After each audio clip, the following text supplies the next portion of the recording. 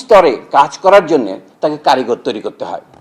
এই যে আমাদের পাঠশালার কর্মসূচিতে দেখলাম বোধহয় 6 নম্বরে আছে কর্মমুখী শিক্ষা করতে হবে। কর্মমুখী শিক্ষা কি জিনিস? কে কর্ম করবে, কে শাসন করবে, শাসন কর্ম কিনা, এই সমস্ত প্রশ্ন আছে। আমাদের শিক্ষা ব্যবস্থা দুই ধরনের লোক তৈরি করে। সে বর্তমান সমাজের জন্য এবং তাকে ভবিষ্যতে চালাবার জন্য সে শ্রমিক তৈরি করে।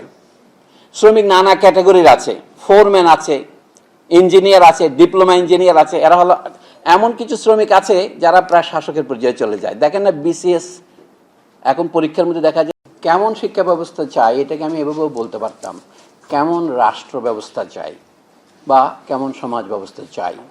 এই শিক্ষা ব্যবস্থা এবং রাষ্ট্র ব্যবস্থার সম্পর্ক একটা কঠিন বাংলায় বললে পারস্পরিক, ইংরেজিতে বলে রেসিপ্রোকাল। এটা বোঝা যাবে আমরা অনেক সময় ডিম আগে না মুরগি আগে, আপনি সেভাবেই দেখবেন। এখানে কোথা থেকে আমি শুরু করব, এটা শিখি আমরা আমাদের অভিজ্ঞতা থেকে। এই যে আজকে যে আমরা আলোচনা করছি শিক্ষা ব্যবস্থার সংস্কার চাই বা কেমন শিক্ষা ব্যবস্থা চাই, এটা সম্ভব হতো না এই গত 2 মাসের আন্দোলন সংগ্রাম, অভ্যুত্থান, বিপ্লব, শাহাদাত বরণ অথবা স্বৈরাচারের বিদায়, এটা না হলে হতো না। এটাকে আমরা সাধারণত রাজনীতি বলি, কিন্তু রাজনীতির ভিতরে আরও ঘটনা আছে। দেখেন রাজনীতির সাথে আমরা কথা বলে একই জিনিসকে 3 ভাবে বর্ণনা করি আমরা। অর্থনীতি, আপনি যদি শিক্ষা ব্যবস্থায় পরিবর্তন করতে চান, এখানে একটা কথা হয়েছে, শফিক ইসলাম সাহেব বলছিলেন যে একটা 300 কোটি টাকার প্রজেক্ট রয়েছে ডিজিটাল কন্টেন্ট তৈরি করার জন্যে, সেটা কোনো কাজই হয়নি, টাকাটা খরচ হয়ে গিয়েছে। কিন্তু আমাদের বুঝতে হবে মোট জাতীয় যে উৎপন্ন দ্রব্য তার যদি শতকরা 2 ভাগ আপনি খরচ করেন, তাহলে আপনি কি করবেন? আপনি শিক্ষকদের তো বেতন দেবেন, ডিজিটাল কন্টেন্ট বাদ দেন, আমাদের প্রাথমিক বিদ্যালয়ের শিক্ষকরা কত বেতন পান? যারা 11 গ্রেড, 12 গ্রেড, 13 গ্রেডে চাকরি করেন তাদের বেতন 11,000, 12,000 এরকমতে বেতন থেকে হয়। তো সেই বেতন দিয়ে তাদের কাছ থেকে আমরা যে শিক্ষা আশা করব সেটা খুব উন্নত মানের হতে পারবে না। কাজে যদি আপনি প্রথমেই যদি মনে করেন যে জাতীয় উৎপাদনের জাতিসংঘ 1968 সনে যেটা সাব্যস্ত করেছিলেন বা প্রস্তাব করেছিলেন যে অন্তত 6 ভাগ দিতে হবে, যেটা আমাদের এতদিন পরে আমাদের পাঠশালার প্রস্তাবে সেইটাই পুনরাবৃত্ত হচ্ছে 55 বছর পরে, যে জাতীয় উৎপাদনের 6 ভাগ খরচ করতে হবে। কোনো কোনো দেশ যেমন কিউবা তারা 11-12 ভাগও খরচ করেছে। যদি আপনি একটা দেশে দ্রুত নিরক্ষরতা দূর করতে চান, তাহলে আপনাকে কি পরিমাণ বিনিয়োগ করতে হবে সেটা আপনি ধরে নেবেন যে কিছুটা অপচয় হবে, কিন্তু অপচয় বাদ দিয়েও তো যাবে জনগণের কাছে, সেইটা আমাদের প্রথমে বলা উচিত। এই জন্য বলছি যারা আমরা শিক্ষার সংস্কার করতে চাই, শিক্ষা ব্যবস্থার উন্নতি করতে চাই, আমি বলবো ওই ডিম আগে মুরগি আগে তর্কের মতো আগে আপনাকে অর্থনৈতিক অবস্থায় হাত দিতে হবে। কিন্তু অর্থনৈতিক অবস্থায় হাত দিতে পারবেন না, এটা দরকারি, কিন্তু যেমন শেখ হাসিনাকে সরাতে হবে, এটা দরকারি। অধ্যাপিকা সামিনা লুৎফা বললেন এখন শেখ হাসিনা গেছে, সব পরিবর্তন হয়েছে, পরিবর্তন তো আপনার 20 দিনে হয় না, কিন্তু পরিবর্তনের শর্তগুলো তৈরি হচ্ছে কিনা তার একটা প্রমাণ হচ্ছে আজকের এই আলোচনা। এটা খুবই ক্ষুদ্র আলোচনা, কিন্তু এই আলোচনার মধ্যে যদি আপনি একটা দিক নির্দেশনা দিতে না পারেন, আপনি সমস্যাটাকে যদি চিনতে না পারেন, তাহলে পরিবর্তন হবে কিভাবে? তা আমরা দেখি এখানে নানা বিষয়ে আপনারা ক্ষুদ্র ক্ষুদ্র আলোচনা করেছেন, আজকে সব আলোচনা করেন বিদ্যালয়ে কেমনভাবে শেখাতে হবে, যেটা বলে প্যাডাগজিক্যাল টেকনিক, আমি সেটা নিয়ে আলোচনা করব না, সেভ করব না এই জন্য যে সময় নেই বলেই। অথবা যেটা একটা কালচারাল রিফর্ম করা দরকার, এখানে সিলেবাস কীভাবে বদলাতে হবে, এবং এইটা যে ব্যক্তিতান্ত্রিক, এক পরিবারতান্ত্রিক, মুক্তিযুদ্ধের বয়ানকে এক পেশে করা হয়েছে হিন্দুত্বতান্ত্রিক, সেটাও আমি আলোচনা করব না, শুধু সময়ের অভাবে। 10 মিনিটের মধ্যে বেশি আলোচনা করার প্রতিশ্রুতি দেওয়া হবে, বিশ্বাসঘাতকতার পূর্বাভাস, আমি সেটা করব না। আমি বরঞ্চ বলি যে আমাদের শিক্ষা ব্যবস্থা যেটা বলছি এটা কি, এটা আমরা দেখি। এটা যদি আপনি পরিবর্তন করতে চান, এই কথাগুলি কোনোটাই আমি উদ্ভাবন করিনি। অনেকে বলে সলিমুল্লাহ খান কারোর নাম উচ্চারণ মানে কোট না করে বক্তৃতা দিতে পারে না, সেই জন্য কারোর নাম বলবো না, কিন্তু পরের কথাই তো আমরা আত্মসাৎ করে বলি। যে আত্মসাৎ হচ্ছে যদি আপনি শিক্ষা ব্যবস্থা পরিবর্তন করতে চান, শিক্ষা ব্যবস্থাটা কি এটা যদি বলি, শিক্ষা ব্যবস্থা হচ্ছে অর্গানিক। এই যে অর্গানিক বললে মনে হবে আপনাদের বেগুনের কথা মনে পড়বে, সে অর্গানিক নয়। অর্গানিক মানে হচ্ছে যার মধ্যে দেহ এবং মন দুটোই আছে। ইংরেজিতে বলে সুন্দর হয় physical and moral or intellectual. আমাদেরকে ইন্টেলেক্ট বলতে বুদ্ধিজীবী মনে করে নয়, আমাদের যে সাধারণ কথা বলি এটা ইন্টেলেকচুয়াল। পৃথিবীতে ইন্টেলেকচুয়াল আছে, কিন্তু ইন্টেলেকচুয়াল নয় এমন কোনো মানুষ নাই। আপনি যদি বলেন যে একটা ডিম ভেজে খায়, তাকে অবশ্য আপনি পাচক বলবেন না, তাই না?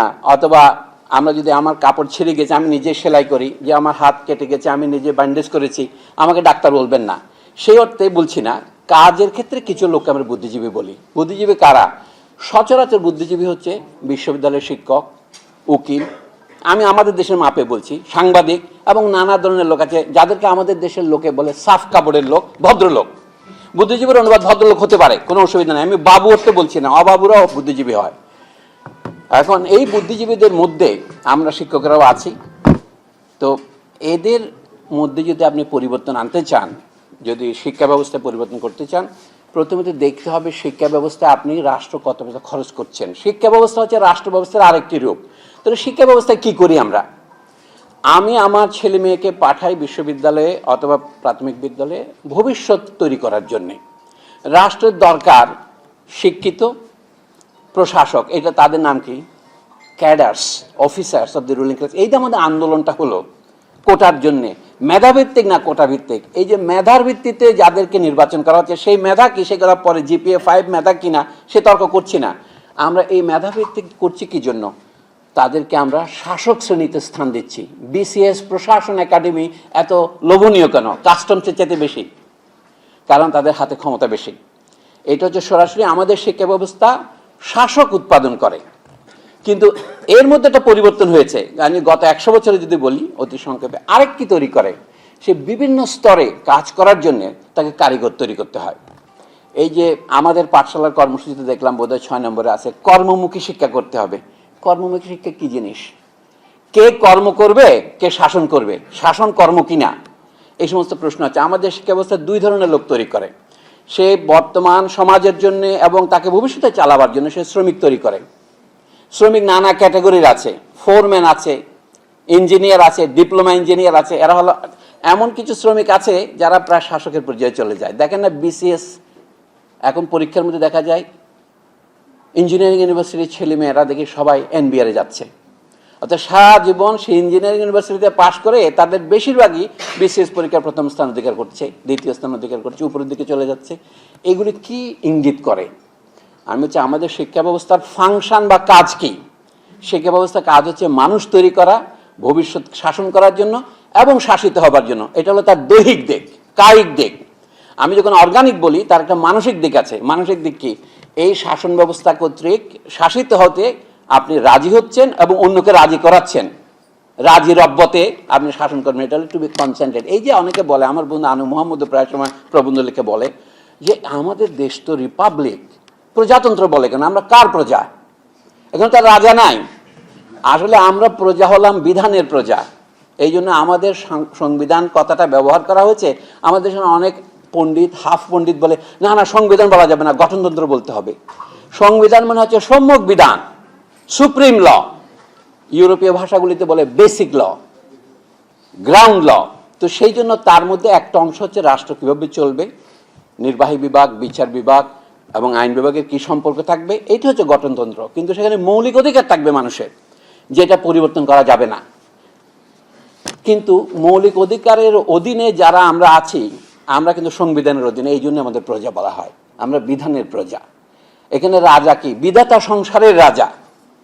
লালন ফকিরের গানে আছে, এখানে হচ্ছে সংবিধানই হচ্ছে রাজা। সেই জন্য আমরা প্রজা উপাধি গ্রহণ করতে পারি, ইংরেজিদেরকে সিটিজেন বলে। তো সেই জন্য বলছি সংবিধানের অধীনে যেমন আছে, শাসন ব্যবস্থার অধীনে আমরা বাস করি, কারণ শাসকদেরকে আমরা অনুমতি দিয়েছি। এখন শিক্ষা ব্যবস্থা যেটা বলছি সেটা হচ্ছে রাষ্ট্রের অন্যতম কর্তব্য। কিন্তু চিরকাল আমাদের সমাজে রাষ্ট্র এই দায়িত্ব পালন করেনি, আমাদের সমাজে দায়িত্ব পালন করেছে। রবীন্দ্রনাথের লেখা বললে এটা বোঝা যায়। তা আমি দ্বিতীয় প্রশ্ন আপনাদের আলোচনা করব, আমাদের শিক্ষা তাহলে সর্বজনীন হলো না কেন? যার যার পরিবারের শিশুর শিক্ষার বা তাকেই নিতে হয়। কিন্তু যখন একটা সমাজ ব্যবস্থা গড়ে ওঠে তখন দেখা যায় ক্রমশ সমাজের জন্য শ্রমিক উৎপাদন করা, শাসক উৎপাদন করা। শাসক উৎপাদন না করে তো সে রাষ্ট্র চালাতে পারবে না। তার তো একসময় তার আইসিএস ছিল, এর আগে তার ব্রিটিশরা তাদেরকে ক্লার্ক হিসেবে এনেছিল। আমাদের এখানে মুঘল আমলে কি করে শাসক নিয়োগ করা হতো? আমি সেই লম্বা আলোচনা যাচ্ছি না। ধীরে ধীরে শাসন সবসময় তৈরি করার জন্য ঊর্ধ্বতন লোক লাগে, এরা কিন্তু ইন্টেলেকচুয়াল, এদেরকে বুদ্ধিজীবী বলতে হবে। সুতরাং আমি বলবো স্কুলের কাজ হচ্ছে বুদ্ধিজীবী উৎপাদন করা। আর যে বুদ্ধিজীবী নয়, আমি বুদ্ধিজীবীর ব্যাপক কথাটা নিলাম, আর স্কুলের কাজ হচ্ছে কি? শ্রমিক উৎপাদন করা। এবং এইটা আপনি আমাদের সেনাবাহিনীতে দেখেন, নিচে আছে সিপাহীরা, নায়কেরা, হাবিলদারেরা, তারপরে এরা হলো এনসিও, তারপরে হলো জেসিও, তারপরে হচ্ছে অফিসাররা। রিক্রুটমেন্ট কীভাবে হয়? 2 জায়গার থেকে হয়। পুলিশের রিক্রুটমেন্ট বিসিএস থেকে গেলে আপনি প্রথমেই এএসপি হয়ে শুরু করবেন আর করবে। এই যে হায়ারার্কি আছে 2 ভাগে, আর্মিতে, পুলিশে, রাষ্ট্রে, কর্মচারীদের মধ্যে। এখন আমাদের চাকরির মধ্যে কত গ্রেড আমি জানি না, হয়তো 30 গ্রেড আছে। হ্যাঁ, সিনিয়র গ্রেড থেকে নিচে পর্যন্ত হয়তো ইনশাল্লাহ গ্রেড আরও পরে বাড়তে পারে। তো এইভাবে যে অপূর্ব গ্রেডের সময়, এটা হচ্ছে আমাদের সমাজের মৌলিক বাস্তবতা। এখন আমাদের বিশ্ববিদ্যালয় এবং অন্যান্য স্কুল কলেজের দিকে যদি তাকাই, শিক্ষা ব্যবস্থা যখন বলেন, আমি আপনাকে বলবো, কল্পনা করেন এক টুকরা কাপড়, ধরেন একটা গামছা, সিরাজগঞ্জের দিকে যে গামছা বানায়, গামছার মধ্যে একটা থাকে টানা আর একটা হলে পোড়েন, ওয়ার্প এন্ড রুফ। আমাদের টানাটা কি? এটা হচ্ছে ভার্টিক্যাল হায়ারার্কি। উপরে বিশ্ববিদ্যালয়, মাঝখানে কলেজ বা টেকনিক্যাল স্কুল, তার নিচে উচ্চ মাধ্যমিক বিদ্যালয়, নিচে মাধ্যমিক বিদ্যালয়, প্রাথমিক বিদ্যালয়। এটা হচ্ছে হায়ারার্কিক্যাল ডিভিশন। আপনি একদিনে তো সমস্ত পৃথিবীর, লেনিন বলতেন সারা পৃথিবীর কৃষিকাজ 1 একরের উপর আপনি করতে পারবেন না। কাজে সমস্ত শিক্ষাকে আপনি 1 বছরের মধ্যে আনতে পারবেন না। আপনাকে এটা 20 বছর বা 18 বছর বা 16 বছর বিস্তৃত করতে হয়।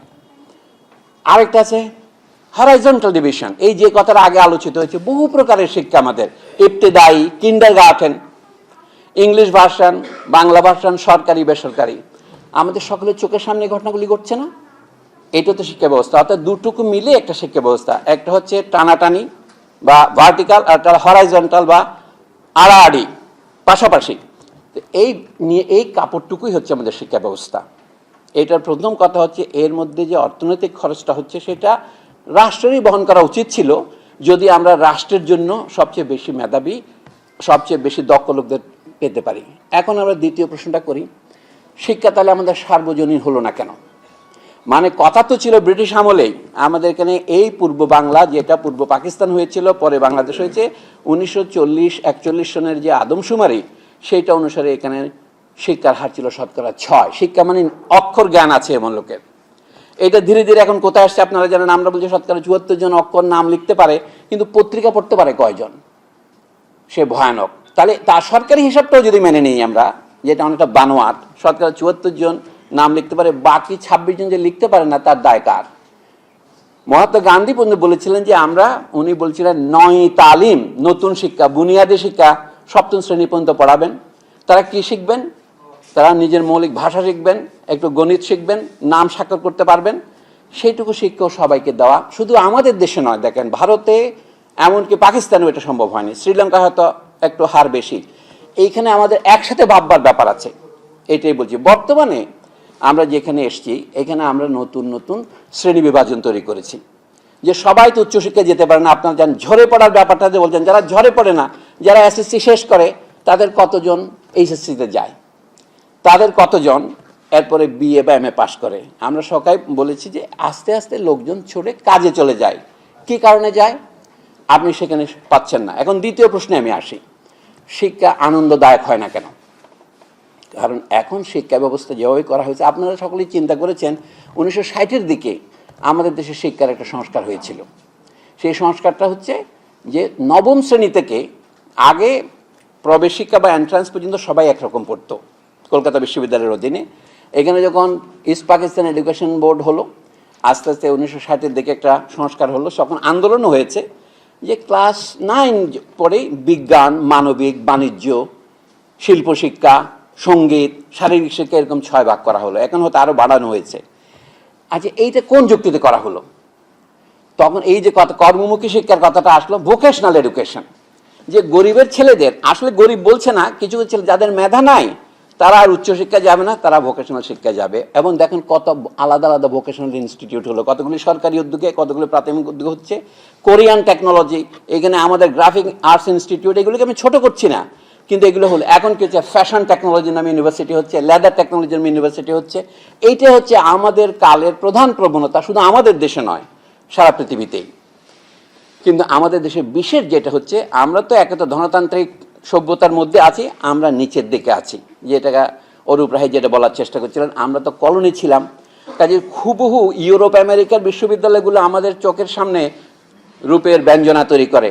ও হার্ভার্ডের মতো, অক্সফোর্ডের মতো আমরা বলি, অমুক অক্সফোর্ড থেকে পড়ে আসছে, কিন্তু আমাদের তলায় সেটা হচ্ছে না কেন বলে আমরা দুঃখ প্রকাশ করি, কিন্তু আমাদের অবস্থাও ওদের মতো সব জায়গাতেই দেখা যাচ্ছে ভোকেশনাল এডুকেশন যেটা বলে সেটার উপর গুরুত্ব দিতে গিয়ে যেটাকে আমরা আগে হিউম্যানিটিস বলতাম, মানবিক বিদ্যা, যেটা আমাদের পাঠশালা যেটা মানবিক বিদ্যা শিক্ষা প্রতিষ্ঠান, মানবিক শুধু নয়, যে শুধুমাত্র চিন্তা করা যেটাকে বলে সেইটার উপর গুরুত্ব ক্রমশ কম দেওয়া হচ্ছে। এটার নাম ডিসইন্টারেস্টেড স্কুলের জায়গায় এখন হচ্ছে ইন্টারেস্টেড স্কুল।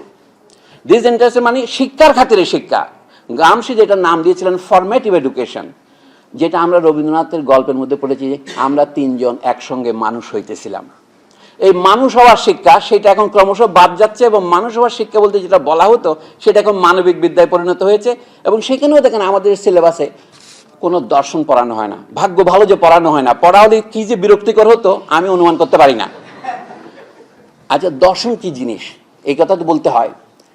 মানুষ কি, এই প্রশ্নটাই হচ্ছে দর্শনের মৌলিক প্রশ্ন সমাজের জন্য। আমাদের এখানে দেখেন পরিবেশ পরিচিতি পড়ানো হচ্ছে, বাংলাদেশ স্টাডিজ পড়ানো হচ্ছে, বিজ্ঞান পড়ানো হচ্ছে। যেটা আসলে পড়ানো দরকার ছিল অধিকার ও কর্তব্য। একটা বিষয় আছে পৌরনীতি নামে, কিন্তু তার মধ্যে ওটার কোনো ছেটেফোঁটাও নাই। আপনার গণিত শেখা যেরকম জরুরি, উচ্চতর শিক্ষার জন্য পরিসংখ্যান শেখা যেমন জরুরি, এগুলি তো মুখস্থ করে শিখতে হবে। ছোটবেলায় যে আমরা নামাতা মুখস্থ করেছি, একসাথে টেবিলে যদি 8 ঘন্টা পড়ে না করতাম ঘুম পড়তো, তাহলে এখন এই বয়সে আমি 16 ঘন্টা পড়ে কাজ করবো কিভাবে? অনেকে বলে থাকে মুখস্থ বিদ্যার নিন্দা করে থাকে, আমি কিন্তু মুখস্থ বিদ্যার পক্ষে।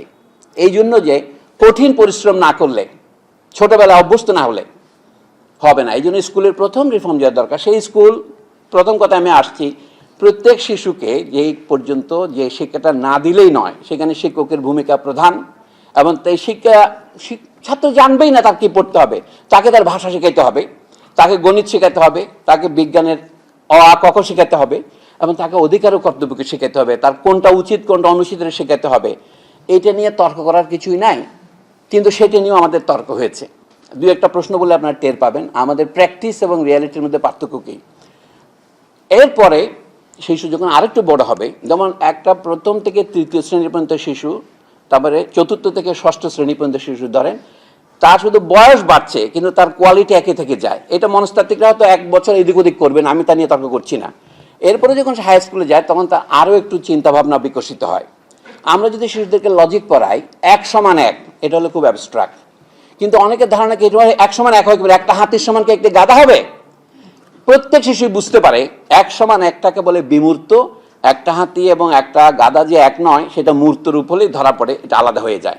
আমাদের এখানে লজিক পড়ানো শিক্ষার কিছুই নাই। গণিতটাও পড়ানো হয় অত্যন্ত, শফিক যেভাবে বলেছে সেভাবে এটা গল্প আকারেই পড়ানো হয়, গণিত পড়ানো হচ্ছে না।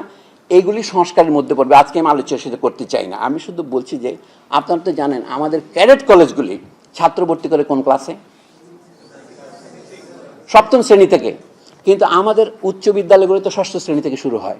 এই পার্থক্যটার কথা কেউ কি ভেবেছেন? ভেবে দেখেন, তাহলে বুঝতে হবে কোথাও একটা গন্ডগোল আছে। ক্যাডেট কলেজগুলি ইউরোপের স্কুলকে অনুকরণ করেছে, ইংল্যান্ডের স্কুলকে অনুকরণ করেছে, বিশেষ করে ফ্রান্সের যেগুলিকে লিসে বলে সেগুলিকে অনুকরণ করেছে। সেটা 7ম থেকে দ্বাদশ শ্রেণী পর্যন্ত। সারা পৃথিবীতে বুনিয়াদী শিক্ষা হচ্ছে দ্বাদশ শ্রেণী পর্যন্ত। আমাদের এখানে শুধুমাত্র রায় দেওয়া হয়েছে এবং দিয়েছে সেটা আমাদের ঊর্ধ্বতন কর্তৃপক্ষ ওয়াশিংটন কনসেনসাস থেকে, আপনি 4 বছর পড়ালে ওই ইউসিইপির স্কুলের বাচ্চাদেরকে কাজে পাঠাতে পারবেন। এটা তো আইনগতভাবে শ্রেণী বৈষম্যকে প্রতিষ্ঠা করা, এটার নাম নন ফর্মাল এডুকেশন, উপানুষ্ঠানিক শিক্ষা। এবং এটার বিরুদ্ধে বলার জন্য আমি শেখ হাসিনার চেয়েও কঠোরতর স্বৈরাচারের হাতে নিপীড়িত হয়েছি।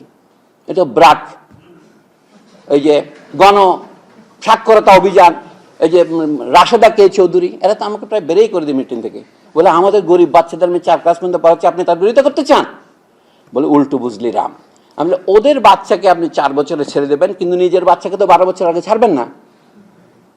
অর্থাৎ এই যে স্বৈরাচার শুধু শেখ হাসিনা একা করে নাই, স্বৈরাচার কিন্তু এর মধ্যে প্রতিষ্ঠিত আছে। এই জন্য বলতে শিক্ষা ব্যবস্থার আমূল সংস্কার যারা করতে চান তাদের সমাজ ব্যবস্থার সংস্কারের কথা ভাবতে হবে। আমাদের প্রাথমিক শিক্ষা সর্বজনীন করতে হবে। এটা যদি আমি বলি প্রাথমিক শিক্ষা কয় বছর, আপনাকে এটা সংজ্ঞা দিতে হবে না, কিন্তু এটা কোথাও সংজ্ঞা দেওয়া নাই, জাতিসংঘও দেওয়া নাই। আন্তর্জাতিক মানবাধিকারের আন্তর্জাতিক ঘোষণা তো দেখবেন প্রাথমিক শিক্ষা হবে বিনা পয়সায়, প্রাথমিক শিক্ষা হবে বাধ্যতামূলক, এসব কথা আছে, কিন্তু কয় বছরকে প্রাথমিক শিক্ষা বলে তার কোথাও তারা বলেননি, বলে কোনো দোষ করেননি। আমরা যেটাকে মাধ্যমিক উচ্চ মাধ্যমিকের, এই সবই হচ্ছে বুনিয়াদী শিক্ষা। এই জন্য বলছি দ্বাদশ বর্ষ পর্যন্ত বিদ্যা অভ্যাস করা, অথবা শিশুর বয়স 18 বছর না হওয়া পর্যন্ত সে প্রাপ্তবয়স্ক হয় না, এই পর্যন্ত শিক্ষা যদি সর্বজনীন করতে চান, এটা আপনার অবৈতনিক করা ছাড়া কি উপায় আছে? হতে পারে না, বর্তমান অবস্থাতে হবে না। অবৈতনিক কেন? সেই যে স্কুলে যাচ্ছে সে তো সমাজের জন্য কাজ করছে, আপনি তাকে অগ্রিম বিনিয়োগ করছেন, তাকে তো বেতন দিতে হবে আপনার। মনে হতে পারে খুব ইউটোপিয়ান কথা, কিন্তু অসম্ভব নয়। যে শিশু স্কুলে যায় তাকে আপনার এখন নাম দিয়েছেন উপবৃত্তি। উপবৃত্তি কেন? তাকে তো বৃত্তি দিতে হবে। মানে বলছি কি আমাদের টাকা নাই, দিতে পারছি না, আমাদের জাতীয় উৎপাদের মনে করেন শতকরা 12 খরচ করছি, তাহলে এটা সম্ভব। শিক্ষকদের বেতন 2 গুণ করা যায়, ছাত্রদেরকে বৃত্তি দেওয়া যায়, এবং তাতে শিক্ষার গুণগত পরিবর্তন হতে 10 বছরের বেশি লাগবে না। আগে পরিমাণগত পরিবর্তন, তাহলে 10 বছরের বেশি লাগবে না। এটা শুধু কিউবা বা নিকারাগুয়ার উদাহরণ দিচ্ছে না, আমরা যেটা চাচ্ছি সেটা কি? আপনি দেখেন, গণতন্ত্রের প্রধান স্লোগান হচ্ছে, কার্ল মার্কস এটা লিখেছিলেন 1875-এ গোটা কর্মসূচির সমালোচনায়, from each according to his abilities to each according to his needs. Ability জিনিসটা আপনি কী করে ঠিক করবেন?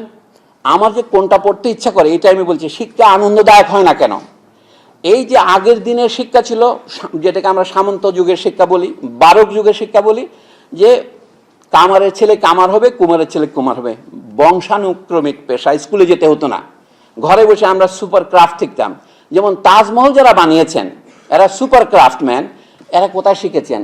এরা সব ঘরানার মধ্যে শিখেছেন। এখনো ভারতীয় উচ্চাঙ্গ সঙ্গীতের যেমন ঘরানা আছে, আজকাল আমরা মিউজিক বোর্ড করছি, স্কুল করছি, কিন্তু আগে এরকম ছিল। সেইটা সব পেশাতেই ছিল, কিন্তু সেটার একটা অন্ধকার দিক ছিল, যে আপনি পেশা পরিবর্তন করতে পারছেন না, সারা জীবন ওইটাই করতে হচ্ছে আপনাকে, বাপের পেশাই করতে হচ্ছে। আমদাদা লেখানের ছেলেকে আবারও সেই সরদে বাজাতে হচ্ছে। ওইটার মধ্যে প্রথমে আপনার মনে হয় এটা একটা স্ফূর্তি, কিন্তু তার মধ্যে একটা বন্দিত্ব আছে। আধুনিক ধনতন্ত্রে যে ধনতন্ত্রের স্পেশালাইজেশন অফ লেবার, যেটাকে বলে ডিভিশন অফ লেবার, এটা কিন্তু আপনার মধ্যে সেই স্বাধীনতা এনেছে। কিন্তু এখন নতুন হলো কি, আবারও আপনি যদি সমাজের সাবলটার্ন ক্লাস বা নিম্নবর্ণের লোক হন, আপনাকে ওই নিম্নবর্ণের পেশাগুলি অবলম্বন করতে হয়। কিন্তু তার মধ্যে যদি আপনার প্রতিভা থাকে, আপনি কি মধ্যপথে গিয়ে আপনি ঘোড়া বদলাতে পারবেন? পেশা বদলানো খুব কঠিন। আমাদের বিশ্ববিদ্যালয়ে ল্যাটারাল এন্ট্রি নাই, আপনাকে লেকচারার হিসেবে ঢুকতে হবে। আমাকে এক ভদ্রলোক বলেছিল, যদি অমর্ত্য সেনও আবেদন করে ঢাকা বিশ্ববিদ্যালয়ের অর্থনীতি বিভাগে ঢুকতে পারবে না। এবং যে সে বলে না, আমাকে বলেছে ওয়াহিদুদ্দিন মাহমুদ, যিনি এখন উপদেষ্টা আছেন। মানে উনি আমাকে পরিহাস চলে বলেছেন, কথা মানে আমাকে ঢুকতে না দেওয়ার জন্য উনি বলছেন, যেখানে অমর্ত্য সেন ঢুকতে পারবে না সেখানে তুমি দরখাস্ত করবা কিভাবে? কথা সঠিকই বলেছেন। এই হচ্ছে আমাদের দেশের অবস্থা লেখাপড়াটার মধ্যে। এইটা হলো এক ধরনের নিউ কাস্ট সিস্টেম। আপনি পেশা বদলাতে পারবেন না, যদি বদলান আপনাকে পাগল বলা হবে। কিন্তু মানুষের প্রতিভার স্বতঃস্ফূর্ততার জন্য আধুনিক স্কুলের এবং কলেজের শিক্ষার মধ্যে এটা করা উচিত। আমি আসল কথা এখনো যাই নাই।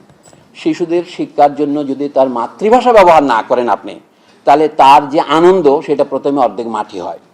বিদেশি ভাষা হচ্ছে আমাদের জীবন সংগ্রামের হাতিয়ার। আচ্ছা, কোন বয়সে বিদেশি ভাষা শিক্ষা করা হবে? ভারতবর্ষে কলোনিয়াল যুগের অভিজ্ঞতা হয়েছে। আমি শুধু বেশি উদাহরণ দেব না।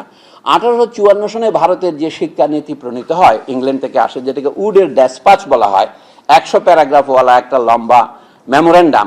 সেখানে পরিষ্কার বলা আছে যে নিম্ন বিদ্যালয়ের শিক্ষা হবে ভার্নাকুলার, মাতৃভাষা। ইংরেজি পর্যন্ত কিন্তু অমাতৃভাষা শিক্ষা বাধ্যতামূলক করেনি। সরকারি চাকরিতে দিয়েছে ইংরেজি না জানলে। লর্ড হার্ডিঞ্জের আমলে 1844 থেকে যদি ইংরেজি না জানেন সরকারি চাকরিতে আপনি ঢুকতে পারবেন না। মানে ম্যাকলের যে বিখ্যাত মিনিটস, তার 10 বছর পরে, যে বিলেত থেকে ফর্দ এসেছিল শিক্ষা, তাতে বলেছিল কি প্রাথমিক বিদ্যালয়ের শিক্ষা হবে সবসময় মাতৃভাষায়। মাতৃভাষা বলতে দুটো বলেছে বাংলাদেশে, বাংলা এবং উর্দু। এর কারণ হচ্ছে, এটাও একটা বলে, অনেকে অকারণে নবাব আব্দুল লতিফের বদনাম করে থাকে। মূল দলিল তারা পড়ে না। মূল দলিল হচ্ছে 1882 সনে হান্টার কমিশন বলে যে প্রথম ইন্ডিয়ান এডুকেশন কমিশন হয়, সেখানে বাংলাদেশ থেকে 3 জনের সাক্ষ্য নেওয়া হয়েছিল মুসলিম। একজন হচ্ছে নবাব আব্দুল লতিফ, আর হচ্ছে চুচুড়ার বা হুগলির নবাব তো সৈয়দ আমির আলী বিচারপতি, আরেকজন ছিলেন নবাব সৈয়দ আমির হোসেন, ইনি হলেন বিহারের। তারা 3 জনেই বলেছে বাংলাদেশের মুসলমানদের মধ্যে যারা উচ্চবর্ণ তাদের মাতৃভাষা হচ্ছে উর্দু, আর বেশিরভাগ সব বাংলাদেশি মুসলমানের মাতৃভাষা বাংলা।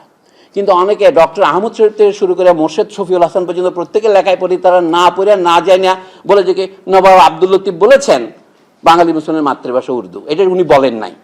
আমি বলতে চাচ্ছি, এখন আমরা কিন্ডারগার্টেন, প্লে গ্রুপ থেকে শুরু করে ইংরেজি মিডিয়ামে যে চলে গেলাম, আমরা কোন মুখে মাদ্রাসার শিক্ষা যারা আগে উর্দুতে দিত, উর্দু মিডিয়ামে দিত, তাদের নিন্দা করব? বাংলাদেশ স্বাধীন হওয়ার পর এত বেশি ইংরেজিকরণ হচ্ছে নিম্ন বিদ্যালয়ে, যেটা ব্রিটিশ আমলে হয়নি। ব্রিটিশ সরকারকে অযথা দোষ দিতে আপনি পারবেন না। উডের ডেসপার্ট দেখেন, অথবা আমি নিজে সব দলিল পড়েছি এবং নিজ হাতে এগুলি আমি অনুবাদ করেছি। সেই জন্য বলছি, নবাব আব্দুল লতিফের সাক্ষ্য, সৈয়দ আমির আলীর সাক্ষ্য এবং আমির হোসেনের সাক্ষ্য, কোথাও ওরা বলে না যে বাঙালি মুসলমানের মাতৃভাষা উর্দু। বাংলায় বলেছে, এবং বাংলাকে সরাবার জন্য কেউ কিছু বলে না। এটা বলা হচ্ছে এখন বাংলাদেশ স্বাধীন হবার পর। আপনার এই যে বাংলাদেশের রুলিং ক্লাসের শিক্ষা ব্যবস্থা যে অত্যন্ত জনবিরোধী, অগণতান্ত্রিক এবং ফ্যাসিবাদী, তার প্রথম প্রমাণ সে কিন্ডারগার্টেন থেকে ইংরেজিতে চালু করে এবং ট্যাক্স বই ভারত থেকে আমদানি করে। এখন আপনারা যেগুলো আলোচনা করেছেন আমাদের বাংলা মিডিয়াম, সেখানে আবার দেশীয় সিলেবাস ইংরেজি ভার্সন, এটা কেমন করে করলো? অর্থাৎ দেখেন, এইটা নিয়ে কেউ প্রশ্ন তোলার দেখি নাই। আমি যে ক্লাস 9 থেকে যে তুলে দেওয়া, আমি গত 10 বছর ধরে অনবরত নানা জায়গায় অক্ষমভাবে বলেছি, এটা তো অবৈজ্ঞানিক, এটা তো ক্ষতিকর। ইন্টারমিডিয়েট পর্যন্ত বিভাগ তা উচিত নয়। ইউরোপে তো নাই, আমেরিকা তো নাই। ওখানে আপনি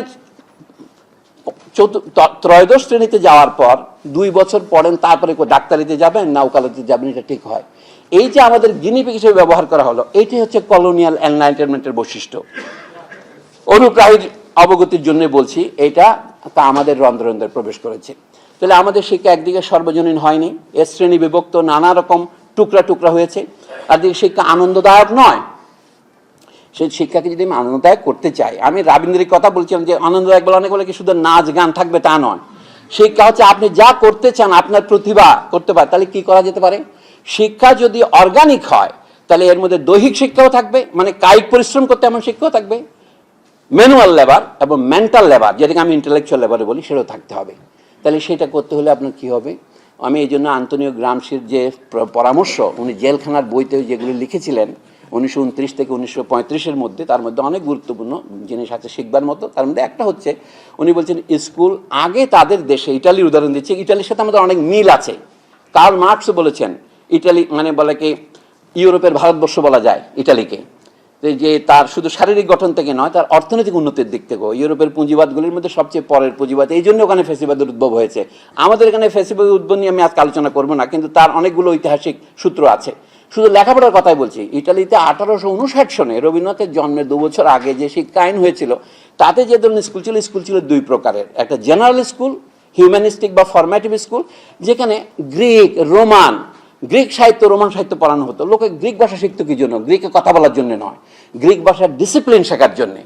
আমাদের এখানে সংস্কৃত শেখা যেরকম আর কি, সংস্কৃতে কথা বলার জন্য আমরা সংস্কৃত শিখি না। শিক্ষার এই যে মানসিক যে শৃঙ্খলা, এটা কিন্তু গুরুতর। এই শৃঙ্খলার অভাবে আমি ইউনিভার্সিটিতে পড়াচ্ছি 40 বছর, দেখে যে আমার ছাত্রদের কথা বাদ দেয়, আমার শিক্ষকদের 90% জনে একটা শুদ্ধ বাংলা বাক্য লিখতে পারে না। আমি আপনাদের ভুরি ভুরি প্রমাণ দেবো। এই ঈদ সংখ্যার দেশ রূপান্তর পত্রিকা একজন ভদ্রলোক, যিনি নাকি 40টা ভাষা জানেন, তিনি আরবি থেকে একটু উপন্যাস অনুবাদ করেছেন। উপন্যাসের নাম উত্তরে দেশান্তরের মৌসুম। হ্যাঁ, তো মৌসুম আল হিজরা ইলা আল শামাল, এই বইটার ও বাংলা পড়ে দেখেছে, তিনি বাংলায় জানেন না, তাহলে তিনি 40 ভাষা জানেন কিভাবে? আপনারা দেখতে পারেন, সেটা গল্পটা ছাপা হয়েছে গত ঈদ সংখ্যা দেশ রূপান্তর পত্রিকা। এই জন্য বলছি, বেসিক শিক্ষা ঠিক না হলে আপনি কিছু করতে পারেন না, আপনার শাসক হলেও খারাপ হবে, খারাপ হবে। এখন বলছি যে শেষ কথাটাই বলি, শিক্ষা যদি আনন্দদায়ক হতে হয়, আপনি যেটা শিখতে চান সেটি আপনাকে শেখার সুযোগ দিতে হবে। মাঝপথে যেন ঘোড়া বদলাতে পারেন সেই সুযোগ থাকতে হবে। গ্রামসির নাম দিয়েছিলেন, নিচের স্কুলের নাম দিয়েছিলেন অ্যাক্টিভ স্কুল, মানে স্কুলা আক্টিভা। আর একটা দ্বিতীয় যে স্কুলের কথা উনি বলছেন, এটা হচ্ছে ক্রিয়েটিভ স্কুল। এখন ক্রিয়েটিভ কথাটার অনেক অপব্যবহার হয়েছে, আমি এই জন্য ক্ষমা প্রার্থনা করছি। যে সৃজনশীল শিক্ষা পদ্ধতির মাত্রায় এই ক্রিয়েটিভ মানে এই নয় যে আপনি গল্প উপন্যাস লিখবেন। উনি বলছেন সত্যকে নতুন করে আবিষ্কার করতে হয়। শিশু নিজেই আবিষ্কার করবে যে এটার সাথে এটা মিললে এই হয়, এটার সাথে মিললে এই হয়। আমরা কেমিস্ট্রি ল্যাবরেটরিতে কি করি, তাদেরকে যৌগ মিশ্রণ শেখাতে থাকি, তুমি নিজে নিয়ে করে দেখো, বানতে ওজন করে দেখো। শিশুর যে আবিষ্কারের আনন্দ, সেটা যেন তার শিক্ষা থেকে বঞ্চিত না হয়, এই জন্য সেই উপযুক্ত পরিবেশ তৈরি করতে হবে। সেখানে শিক্ষক থাকবেন শুধুমাত্র নির্দেশকের ভূমিকায়, নিজে কিছু করবেন না। এটা করা সম্ভব, কিন্তু সেই পরিবেশ আমাদের এখানে হয়নি। আটগজ করা যাবে না। সর্বশেষে যেটাকে আমরা বিশ্ববিদ্যালয় শিক্ষা বলি, আমাদের দেশে কার্যত সেটা হয়নি। আমরা মোটামুটি টেকনিক্যাল স্কুল, নাহলে দেখেন ঢাকা বিশ্ববিদ্যালয়ে গত 30 বছরে যে নতুন নতুন বিভাগগুলো হয়েছে, বিভাগের নামগুলো দেখেন। প্রথম হচ্ছে বিভাগগুলোর নামে তারা বাংলাকরণও করতে পারে নাই। আমি ওখানে দেখছি দক্ষিণ দিকের গেইটে আছে 35টার মতো ডিপার্টমেন্ট আছে, তার মধ্যে 17টার মতো নাম বাংলা হরফ ইংরেজিতে লিখেছে, উইমেন অ্যান্ড জেন্ডার স্টাডিজের মতো। তো কেউ কেউ লিখতে পেরেছে, কেউ কেউ পারে না। এটা বড় ব্যাপার নয়। বড় ব্যাপার হচ্ছে আমাদের বিশ্ববিদ্যালয়ের গবেষণা বলে যা বলানো হচ্ছে, যখন এখনও বিশ্ববিদ্যালয়ের ভিতরে ইনস্টিটিউটগুলি ঢুকে গেছে, যেমন টেলিভিশন বলেও একটা ডিপার্টমেন্ট হয়েছে। এটা গণযোগাযোগ সাংবাদিকতা ছিল, সেখানে আরেকটাকে কি যেন চিত্ত বৈকল্য না মনোবৈকল্য একটা হয়েছে, মনোবিকলন, বুঝে কিরকম, হ্যাঁ যোগাযোগ বৈকল্য। এই যে প্রত্যেকটা জিনিসকে নিয়ে একটা বিভাগ করার যে প্রবণতা, এটা খুব একটা সুস্থ প্রবণতা নয়। এটা বোঝা যাচ্ছে বিশ্ববিদ্যালয় অসুস্থ। বিশ্ববিদ্যালয়কে সুস্থ করতে হলে আপনার উপযুক্ত করতে হবে যেগুলো কলেজ বা পেশাগত শিক্ষা, এইগুলিকে আলাদা করা দরকার। বিশ্ববিদ্যালয়ে যে ফরমেটিভ এডুকেশন যেটা বলি আমরা, চরিত্র গঠনের শিক্ষা, শুধু নয় মানুষ হওয়ার শিক্ষা, যেখানে আপনি গ্রামার শিখবেন। আপনি বলছেন গ্রামার শেখার দরকারটা কি? আমার গ্রামার দিয়ে তো আমি কথা বলি না। আপনার বাংলা ভাষার গ্রামার দিয়ে আমি বাংলা শিখি না, বাংলা শেখার পরে গ্রামার রচনা করি। কিন্তু যখন আপনি ক্লাসিক্যাল ভাষা শিখবেন, এই ঢাকা বিশ্ববিদ্যালয়ের বিষয়ে একজন লোক আছে কি যিনি গ্রিক ভাষা পড়াতে পারেন? এটা হবে কি করে একটা দেশে? আপনি বলছেন না, দেশকে চালাবার জন্য হয়তো আমাদের শখানেক প্রথম শ্রেণীর বুদ্ধিজীবী দরকার। আমরা এটা তৈরি করতে পারছি না কেন? সেদিন কোন একজন বিজ্ঞপ্তি দিয়েছে, মোহাম্মদ আজম বোধহয়, যে পাকিস্তানে ইন্ডিয়ায় আন্তর্জাতিক মানের বিশ্ববিদ্যালয় আছে, আমরা একটা করতে পারছি না কেন? আমরা করতে পারছি না কেন সেটা তো স্পষ্ট হলোই। যা হোক, এই জন্য শেষ করি আমি এই বলে যে কেমন শিক্ষা ব্যবস্থা চাই, এটা হচ্ছে মূলত কেমন রাষ্ট্র ব্যবস্থা চাই তারই রূপান্তর। শিক্ষা যদি আমরা সর্বজনীন করি, তাহলে সেখান থেকে আমাদের মধ্যে অনেক পরীক্ষা নিরীক্ষার পর কার কোন পেশায় দক্ষতা আছে শিক্ষকেরা সেটা বুঝতে পারবেন। আপনি প্রথম আমি দ্বাদশ শ্রেণী পর্যন্ত সবাইকে একই শিক্ষা দিতে হবে। তিনি ইতিহাস পড়বেন, তিনি বিজ্ঞান পড়বেন, তিনি একটু গণিত জানবেন। ওই যে শফিকের ওইরকম নয় 5 চ্যাপ্টার 3 চ্যাপ্টার নয়। যেমন আমাদের দেশে গণিত শিক্ষা হয় কখন? আমরা ইউক্লিডের জ্যামিতি পড়েছি ম্যাট্রিক পর্যন্ত। ইন্টারমিডিয়েটে গিয়ে যারা অ্যাডভান্স গণিত নেই, শুধু তারাই দেখার্থের জ্যামিতি পড়তে পারে। কিন্তু এক সিলেবাস, এটা তো ক্লাস 7, রাশিয়াতে ক্লাস 4 থেকে পড়ানো হয়। তো দুনিয়াতে ঘাস লাগাবার জন্য আমাদের সচিবেরা বেড়াতে যান, তারা রাশিয়ান সিলেবাস দেখেন না, চীনা সিলেবাস দেখেন না। এমনকি আমাদের শিশুদেরকে আন্ডার এস্টিমেট করার কোনো কারণ নাই। তাদেরকে উপযুক্ত খাবার দিতে হবে। স্কুলে না খেয়ে শিশু শিখবে কি করে? এখন এটা এনজিওরা বড় একটা ইনোভেটিভ প্রোগ্রাম করছে। ও কেরালাতে স্কুল ফিডিং প্রোগ্রাম আছে, আসো আমরাও একটা পাইলট প্রজেক্ট করি। এটা তো সর্বজনীন হওয়া উচিত। আর শিক্ষকদের বেতন যদি 10,000 11,000 রাখেন, তার কাছ থেকে আপনি কি বেশি শিক্ষা আশা করবেন? আমি বলছি আগে আমরা অর্থনৈতিক বিনিয়োগের কথা চিন্তা করি, কিন্তু সেইটি যেন শফিক নির্দেশিত সেই 300 কোটি টাকার প্রজেক্টে পরিণত না হয়, সেই জন্য আমরা পাহারা দিই এবং প্রতিদিন এই ধরনের আলোচনা চালাতে থাকেন। এক আলোচনায় হবে না, আপনারা জানেন, এক বৃষ্টিতে বর্ষা হবে না।